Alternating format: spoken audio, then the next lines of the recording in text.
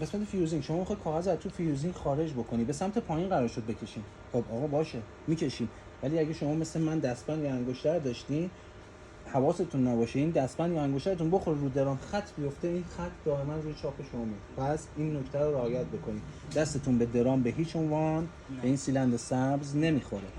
حواستون باشه کاغذ جوری تخلیه کنید که این مسیر دستتون نخوره. آروم کاغذ تخلیه میکنید.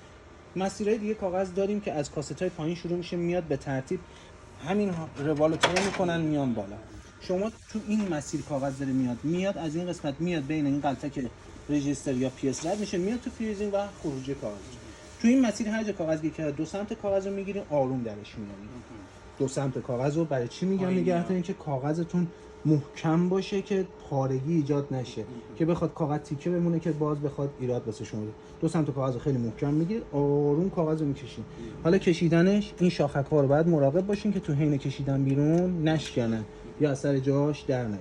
اگر ما بین قسمت پی اس مونده بود این غلطکی رجیستر مونده و باز با این پدالی که اینجا داریم مربوط به هدایت کاغذ ما بین همینجوری که من میزنم پدال میکنید اون غلطک میچرخه خودش آروم آروم کاغذ میاره بیرون.